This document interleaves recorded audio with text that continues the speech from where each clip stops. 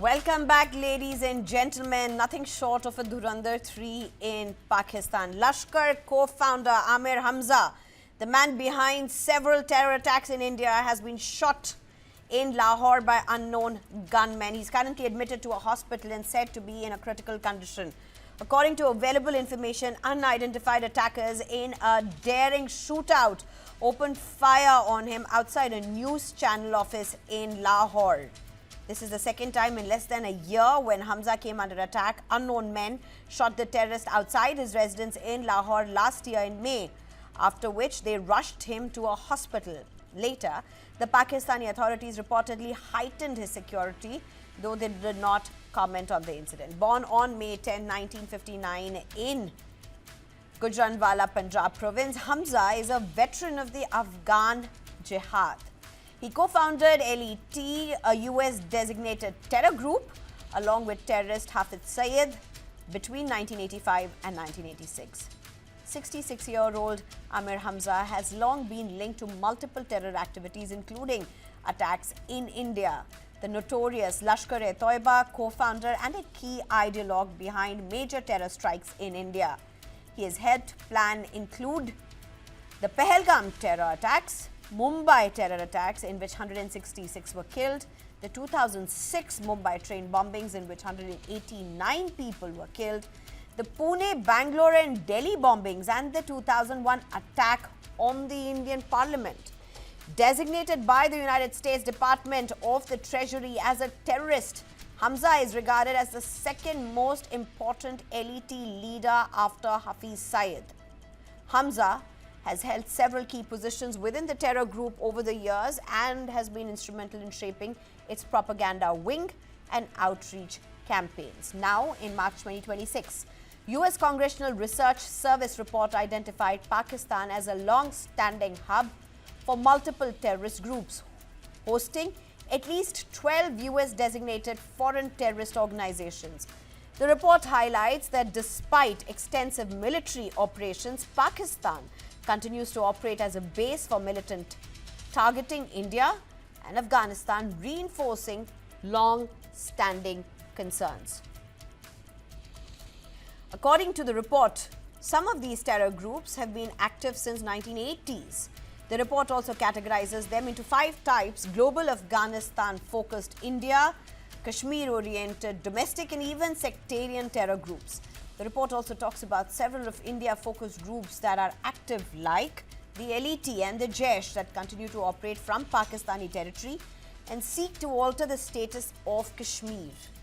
Now, India has been repeatedly telling at the global forum that Pakistan is a hotbed of terrorism, and Pakistan exports terrorism as part of its state policy against India, including last year after the Pahalgam terror attack and Operational Sindoor. And this report, in a way, just reiterating that fact. But then there is a contradiction. Despite Pakistan's record and the report and President Trump's own administration, like the intelligence head Tulsi Gabbard giving a testimony stating that Pakistan is a greater threat and perhaps at par with Iran, even Russia and North Korea, the US is using Pakistan as a chief negotiator even in West Asia conflict. So while it is no secret to anyone that Pakistan is a base for the biggest terrorist groups in the world, as tabled in the US Congressional report also, these terror factories continue. So what does this mean for regional stability and global counter-terrorism efforts? And is this unknown gunmen the only way to go? I'm being joined by Major General S.B. Asthana, defense and strategist expert, as well as Professor Swaran Singh, School of International Studies, JNU. Thank you very much, both of you. Professor Swaran Singh, good evening. Good evening. What do you make out of this, Professor Swaran Singh? I mean, yet again, this is happening in Pakistan. The world is watching this. This literally reinforces what everybody knows about Pakistan, but nobody wants to really bell the cat. That's true. Pakistan has the unique distinction of being home to more than a dozen outfits that have been so recognized by European nations, by United States, by United Nations, and of course by India. And we are talking today of Amir Hamza as founder of LET, which itself was designated as terrorist organization by United States in 2001 and by United Nations in 2008. Hamza himself was designated as terrorist, global terrorist in 2012. So there is no question of him being a terrorist, him being involved with various attacks in India. But I think it's important to understand what is happening when we notice a certain number of terrorists located in Pakistan being eliminated one after another. We should simply go by facts and not by rhetoric.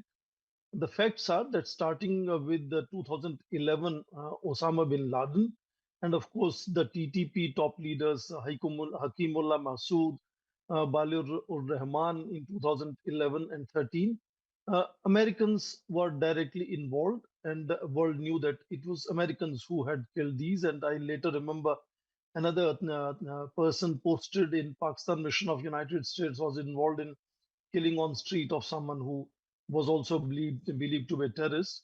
And then, of course, second very significant link is Pakistan military itself. All of us remember the 2014 school massacre in Peshawar, which was followed in next 2 years, more than 1,000 terrorists being killed by Pakistani military itself.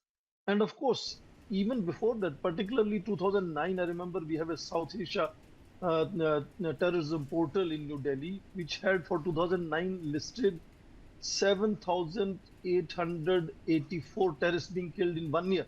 So, there is a record. And then let me also say there are always rival factions. These outfits keep breaking into new organizations. Hamza himself had floated an independent organization of his own in 2018 called Jaish Mankawa. So it could be multiple ways of either it is a Western strike, or it is a Pakistani military, or it is factional fights. So I suppose we should simply depend on facts as they exist, Absolutely. and then come to either celebrate or blame each other. And that caution is something that I would definitely recommend. Absolutely. Major General S.B. Asthana, the duplicity of all of this that seems to be emerging. Just like what we heard Professor Swaran Singh speak as well, the fact remains, despite the world looking at what's happening, despite repeated instances in the soil of Pakistan, you have Pakistan now playing an international role in war mediation. As ironic as it sounds, it also shows globally what is relevant is just that situation, just that challenge, and the best equations that really can be worked out. It doesn't matter what the track record of any really country would be. It's about who's ally, who's enemy, who's the best option. Certainly. In fact, firstly, let me also say that his being attacked and being seriously injured is a good news. And maybe these terrorist groups, they keep fighting with each other and they keep targeting each other. There are a whole lot of them in Pakistan. And even if it's a job of some Dhurandhar behind the scene, my congratulations to that Dhurandhar in no uncertain terms. But now coming to the basic facts. There is a global terrorism index in which Pakistan ranks number 1 with a grading of 8.574.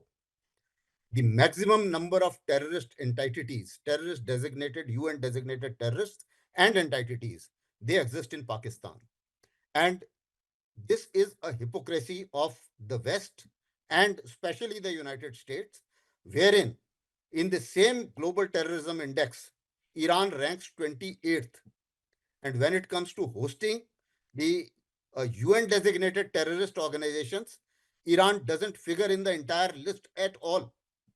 Now, that is the kind of variation. Whereas the Americans are trying to tell the entire world that a nuclear weapon in a hand of a country which is a terrorist country is a danger. In that context, by the same statistics and by the report which you just mentioned of their own Congress, Pakistan qualifies for that punishment much more than Iran. in no uncertain terms. That is exactly what the facts are speaking. And rightly so, what Pakistanis are doing, let me also highlight and add on to what Professor mentioned. They have a very clear-cut arrangement of whitewashing in connivance with the West. What is the arrangement? That whenever a UN, the terrorist organization of Pakistan is designated as UN terrorist organization, you change the name, you also have a parallel social organization. Okay. And then your fund flow starts from that social organization, and you have an affiliation of that organization with the terrorist organization. So in this particular case, where Hamza raised another organization, it was basically for the fund flow, because the previous one got enrolled as the UN terrorist organization. So therefore it came on the FATF radar, and therefore you need another organization. So that is the strategy which these terror organizations are following, and what Pakistan is following. Because Right. when Pakistan is put under a little pressure by FATF, they try and even the terrorist also start changing the name. Sometimes the terrorist is missing. They say that we don't know where he is. Then he changes his name, he changes the organization, and then he carries on business as usual. So Pakistan has designed a whole lot of methodologies, and they themselves say, in fact, their minister was saying that terrorism was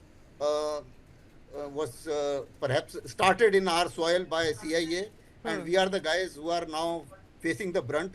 Now, facing the brunt is fine, but then you are to be blamed. Facing the brunt is absolutely clear, because Right. in the global terrorism index, they have the maximum casualties, even more than Burkina Faso, Niger, and everybody else. But then they have perhaps earned that punishment for themselves. Back to you. Right. I think we're totally out of time, but thank you both of you for joining me. This is something that has to be followed very closely. I think this has so many layers, and as both of you have been part of several such discussions with us, globally, Pakistan just glaringly exposing itself yet again. Thank you very much, Professor Swaran Singh. Thank you so much, Major General SB Asthana.